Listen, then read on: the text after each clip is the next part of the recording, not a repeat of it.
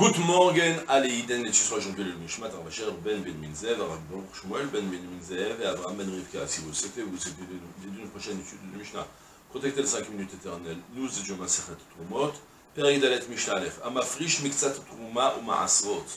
Motzi mimenu truma alav, avalo lemakom acher. Rabbi Meir Omer, af motziu lemakom acher, truma ou ma'asrot. On va commencer par traduire le cas, qui est assez facile. Comprendre les raisons pourquoi c'est un peu plus délicat, mais en tout cas, le cas il est simple.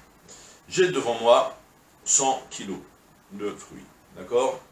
En théorie, je dois prélever 2 kg pour le Kohen, et puis après, 9,8 kg pour le Lévi, d'accord? Un dixième de ce qui reste, et après, donner aussi le Maaser Sheni ou Maaser Ani selon les années. Donc, 2 kg pour le Kohen, et allez, on va arrondir ça, et 10 kg pour le Lévi. Ok. Ce qui se passe, c'est que maintenant, pour des raisons techniques, je peux pas. J'ai devant moi un ami Cohen et un ami Lévi qui sont venus me voir. Je veux déjà leur donner une partie des fruits, mais pas tous les fruits. Je peux pas leur donner tout pour le moment. Je peux pas encore. Mais j'ai envie déjà de donner 1 kg pour le Cohen et 3 kg pour le Lévi. La question elle est de savoir. D'abord, est-ce que je peux le faire? Qu'est-ce qui se passe avec le reste? J'explique la problématique d'abord. Si jamais j'ai mal prélevé le maaser, on aura l'occasion de le rencontrer de plusieurs manières. Si j'ai mal prélevé le maaser ou la trouma, non, le trouma c'est moins compliqué. On va prendre le maaser par exemple, j'ai fait une grave bêtise. Imaginez que j'ai devant moi, donc on a dit 100 kg de fruits, et je dois prélever 10% de maaser. Et j'ai mal prélevé le maaser, j'ai prélevé que 5 kg de manière complète. Qu'est-ce que j'ai devant moi maintenant? Il me reste maintenant donc 95 kg de fruits, dont les 5 kg, eux, ils sont les 10% pour 45, et il reste dedans 5 kg de fruits à retirer pour le Lévi.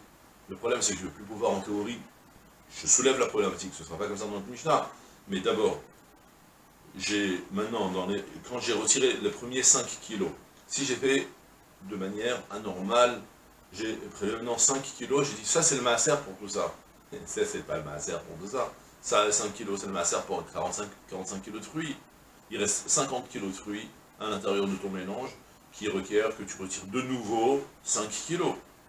Alors qu'est-ce que tu vas me dire? Ben, tu sais quoi, ben, on repart et retire 5 kg. Ouais, c'est pas mal ton idée. Mais quand tu vas partir retirer 5 kg, qui a dit que tu n'as pas pris 5 kg de maaser? Ah, on s'est mis dans une grande galère. Il y aura des solutions très simples, d'accord? On aura l'occasion d'en parler et tout ça, mais d'abord vous avez compris la problématique. Si chaque kilo de fruits, il répare 9 kg de fruits, un dixième. Donc chaque unité de 10 kg, je dois prendre 1 kg pour le Lévi. Si j'ai 100 kg, je dois prendre nécessairement 10 kg pour donner pour le Lévi. J'ai pris que 5 kg pour le moment, 5 kg ça résout le problème de 45 kg de fruits. J'ai 95 kg de fruits qui me restent parce que j'ai pris 5. J'ai dit ça c'est le maaser surtout.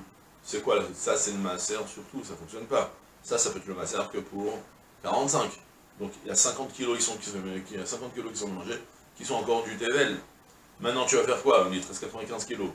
Tu as 45 fruits de maaser, 45 fruits qui sont devenus roulines, qui ont été réparés, et 50 kg de fruits qui sont pour le moment tevel. Tu vas vouloir retirer des fruits, pour dire que ça va être la suite du maaser, qui a dit que tu as retiré les bons fruits. Peut-être à retirer des fruits qui sont réparés. Donc les fruits qui sont réparés, tu peux plus les utiliser pour faire maaser. Donc tu prends forcément le fruit tevel. Alors il y a des techniques, bien sûr, tu devras prélever dans ce cas-là 50 kg pour le maaser, c'est-à-dire que dans ces 50 kg, il y en aura 5. Il y aura des solutions, c'est pas notre problème pour le moment de comprendre les solutions. Pour le moment, je soulève la problématique. Vous avez compris? Prélever mal, ça fait des bêtises. Ça fait qu'on fait des mélanges de fruits de tevel et des fruits réparés en même temps, et puis après, ça nous rentre dans toutes sortes de situations compliquées. Comment s'en sortir? Il y aura des solutions en général pour quasiment tout. D'accord? Mais la problématique, elle est claire. Maintenant, ce qui se passe, c'est qu'ici, on a quelqu'un qu'il a eu la visite de son ami, M. Cohen et M. Lévi. Il doit prélever en théorie 2 kg de fruits pour le Cohen et 10 kg de fruits pour le Lévi. Il n'a pas l'occasion de prendre tous les fruits qu'il en doit. Il a devant lui 3 kg de fruits qui viennent de là-bas. Il a envie de prendre 1 kg pour le Cohen, comme ça on a déjà pour Shabbat, pour la semaine. L'autre, il lui donnait 2 kg aussi, c'est déjà ça, avec intention de prélever la suite pour ensuite. Est-ce que ça fonctionne? La Mishnah me dit, oui, ça fonctionne de prélever pour ce tas-là. Tu prends déjà 1 kilo, tu viens ensuite, tu prends un deuxième kilo. Et pour l'autre, tu l'as donné 2 kilos, tu viens ensuite, tu prélèves ensuite 8 kilos. Tu pourras sans problème prélever du mélange qui est là, des fruits à l'intérieur de ce mélange pour continuer le prélèvement. Mais tu ne pourras plus prendre de ces fruits qui sont là pour prélever un autre tas. Je m'explique. Si, en théorie, quand j'ai un tas de fruits ici de 100 kg, et j'ai un autre tas à côté de 100 kg, je peux sans problème décider de prendre, au lieu de prendre 10 kg d'ici et 10 kg de là-bas pour le lit, je peux aussi décider de prendre 20 kg d'ici pour les deux tas en même temps. Alors là, comme j'ai commencé à prélever et à donner une partie des fruits au Kohen et une partie des fruits au Maaser, je ne pourrai plus continuer à reprélever de ce tas-là pour un autre tas. Mais de ce tas-là, pour les fruits qui sont dans ce tas, je peux continuer à prélever. Vous avez compris? D'abord les termes, je traduis ça dans les mots. Et après, on va expliquer les raisons pourquoi. Amafrish, miktsat, tourma ou maasot. Celui qui prélève un petit peu de la tourma et un petit peu du maaser.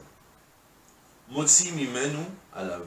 Il pourra continuer à reprélever de lui pour lui. Mimenu alav. De lui pour lui. Je pourrais continuer à reprélever de ce tas-là pour prélever les restes des fruits qui sont encore dans ce tas. Aval, lo les makom acher. Mais tu ne vas plus prendre de ces fruits pour prélever un autre tas. Rabbi Meir Omer, af motziu les makom acher, tourma masot. Rabbi Meir lui vient et me dit, non, tu peux même si tu veux, tu prends encore de ces fruits, tu prélèves de l'autre côté. Ça touche à une marloquette assez complexe, le sujet de Berera notamment, mais d'abord on explique simplement Chachamim. Chachamim, eux, ils pensent que dans la mesure où tu as commencé à prélever, alors, il est clair que quand la Torah, on va prendre un cas simple, imaginez que j'avais 100 tonnes à prélever. Donc je dois prélever maintenant 10 tonnes pour le Lévi. Vous imaginez les quantités que c'est? Comment? C'est sûr que la Torah, elle ne m'a pas dit, tu prélèves 100 tonnes d'un coup et tu dis, ça c'est le maaser. T'es pas musclore, d'accord? Donc, comment tu dois faire? C'est sûr que tu vas prélever de la trouma, et de la trouma, et de la trouma, et de la trouma. Il est certain que la Torah, elle a cautionné le fait que tu prélèves au fur et à mesure dans la même situation, encore, et encore, et encore. On ne va pas dire que quand tu as prélevé le premier, tu as fini de réparer le tout, et dans ce cas-là, la deuxième fois que tu vas prendre, c'est devenu un mélange. C'est évident que la Torah, elle n'a pas interdit une chose pareille. Même si concrètement, je vous dis juste que quand on fait aujourd'hui des prélèvements techniques, d'abord, on retire tous les fruits, puis après, on fait la kriyat shem. On dit ça, c'est le maaser. On ne s'amuse pas à faire comme ça. Je ne sais pas pourquoi est-ce qu'on fait comme ça. Selon la Mishnah, ce n'est pas nécessaire. Selon la Mishnah, ici qui est écrit devant nous, tu peux d'abord, premièrement, dans la même occasion, tu prélèves, et tu prélèves, et tu prélèves, et tu prélèves, quand tu es dans la même situation. Et à chaque fois que tu prélèves, c'est devenu du maaser, tu t'amuses plus à le remettre. Ça, c'est du maaser. Mais tu continues à reprélever. C'est-à-dire que dans le même tas, la Torah a dit, c'est évident que la Torah n'a pas interdit de prélever, comment dire, pas d'un coup tout, tu peux prélever au fur et à mesure, retirer, je sais pas, ça devient du maaser, ça devient du maaser, on ne va pas commencer à te prendre la tête en disant, peut-être que le prochain fruit que tu vas prendre, c'est devenu un fruit mais tout cas, non. Alors pourquoi c'est comme ça? Là, ça devient un peu plus compliqué pour moi de comprendre pourquoi c'est comme ça. Il y a je crois que c'est, je sais plus où c'est plus dans le Mishnah Rishona, ou je sais plus quelle explication, qui propose d'expliquer que c'est un peu comme une condition. C'est un maaser, mais à condition que ce sera du tu commences à appeler le nom de maaser, mais tu le conditionnes, à condition que tu vas continuer à partir de ce tas. Donc, tu prélèves, c'est du maaser, mais à condition que tu peux continuer. Et après, tu prélèves du maaser, à condition que tu vas continuer. Et donc, comme ça, condition, alors là, ça implique que ce que tu vas retirer, si je t'interdis de le prendre, alors ça s'avère que ça, c'est plus du maaser, donc tout redevient tevel. D'accord? Ouais. Chaque fois que je fais une action avec condition, vous savez ça, on peut faire une action al-tenaï, je peux faire n'importe quoi, je peux marier une femme à condition que demain elle m'amène une glace. Et si elle ne m'amène pas la glace demain, ben, avec kiddushin s'annule. Je fais une action avec condition. Ça marche. Avec tenaï, il y a la faute comment le faire, mais ça fonctionne. Donc je reviens ici, je prélevé du maaser, qui n'est pas encore complet, c'est déjà du maaser, mais à condition que après je peux continuer à prélever du maaser. Si jamais je vais venir, je suis bloqué, alors si je suis bloqué, ça c'est plus du maaser. Puisque je t'ai mis puisqu'on a prélevé avec conditionnement, chaque fois que je vais reprélever, ça redeviendra de nouveau du maaser. D'accord? C'est l'interprétation qui est proposée dans le Mishnah Rishona, il y a de quoi rallonger et expliquer ce que c'est net ou pas, mais en tout cas l'idée elle est claire. Rabbi Meir, lui, il a une autre approche. Rabbi Meir, c'est aussi mentionné, je ne sais plus où, mais lui, Rabbi Meir, c'est selon son avis en général dans la Torah. Alors, excuse-moi, d'abord j'explique. Pourquoi tu ne peux pas prélever sur un autre tas? Parce que maintenant, pour un autre tas, ses fruits sont en moitié réparés. Par rapport à un autre tas, ses fruits sont en moitié réparés. Tu ne vas pas les rendre tes belles, tu as déjà commencé à prélever.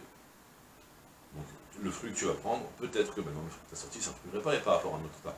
Mais par rapport à ce même prélèvement que tu as commencé, tu peux encore continuer à reprendre de lui, de nouveau selon le principe qu'on a expliqué. Rabbi Meir, lui, vient et explique, lui, Rabbi Meir, il a une autre approche dans la Torah, il pense toujours brera. C'est-à-dire quoi faire une brera? Selon Rabbi Meir, chaque fois que tu peux à chaque fois faire des appellations indéfinies, le principe de la brera, c'est que j'utilise le fait que ce que j'aurais défini au final, aujourd'hui je fais une appellation en disant que je continuerai à définir les choses au final. C'est-à-dire, aujourd'hui je dis que j'ai 10% de fruits qui sont maaser dans ce mélange, ouais, et les fruits, les 10% de fruits qui me resteront à la fin, ce sera eux le maaser par exemple. Selon Rabbi Meir, ça fonctionne. Tu prends un tonneau entier de vin et tu dis, bon, au lieu que je me prends la tête maintenant à prélever 1/10 pour le maaser, je dis, les 10% qui restera à la fin, ce sera le maaser. Et je commence à boire. Chaque fois que je vais pouvoir retirer un verre, je tire un verre, ça c'est du cooling. Parce qu'à l'eau, le maaser, il est resté dans le tonneau. Ah, peut-être que c'est les gouttes d'eau qui vont passer en bas. Ou... Non, ça, je fais une appellation avec brera. Ce qui restera à la fin, j'utilise Klapesh Maya Galia. Dans le ciel, c'est défini, on sait quelle goutte elle sera maaser qui restera à la fin. C'est elle qui est... La goutte qui restera à la fin, celle qui est en ce moment le maaser. C'est l'idée. C'est assez compliqué à comprendre. D'accord? Mais quand j'ai un tonneau de vin, on va essayer d'illustrer ça plus concrètement. Un tonneau de vin, j'ai à peu près 500 000 gouttes de vin. Parmi les gouttes de vin, au final, il va me rester 50 000 gouttes de vin quand il me reste un dixième. Moi, je ne sais pas où est-ce qu'elles sont. Mais dans le ciel, on sait où est-ce qu'elles sont en ce moment. Ouais, on sait tout définir dans le ciel. Mais je peux vous dire, c'est tout. Il y a chaque goutte de vin, elle est quelque part. Il y a des gouttes qui vont finir dans mon verre. Eh ben, les gouttes de vin qui resteront à la fin, elles sont en ce moment déjà devenues maaser. C'est le principe de la brera en général. Klapesh Maya Galia. Devant le ciel, c'est dévoiler les choses. Et je définis les choses qui resteront à la fin, c'est celles qui sont en ce moment. C'est le principe de la brera, et de ce fait, tu peux faire plein. C'est très dynamique comme système de faire des choses avec brera. C'est un vaste sujet dans la Torah. Est-ce que yesh brera ou en brera? Et là, en l'occurrence, ça s'explique bien selon son avis. Donc du coup, lorsque tu as commencé ton appellation de Trouma ou Maaser, tu as défini que bon, lui il est Vadaï Trouma, lui il est Vadaï Maaser. Ce qui reste ici, je définirai, chaque fois que je vais sortir quelque chose, je peux décider, lui il sera Maaser même sur autre chose. Parce que c'est encore dynamique. Ça signifie que je n'ai pas encore fini de définir. J'ai dit, pendant ce fruit-là, il est Maaser pour les fruits. J'ai la possibilité de définir n'importe quel fruit que je vais sortir. Est-ce qu'il sera Maaser? Est-ce qu'il sera Trouma? Est-ce qu'il sera Tevel? Je fais ce que je veux. Et de ce fait, je peux même prélever de ce tas-là pour d'autres fruits. D'accord? C'est tout pour aujourd'hui. Je vous souhaite une journée pleine de Hatzlacha, Kol, tout, c'est là.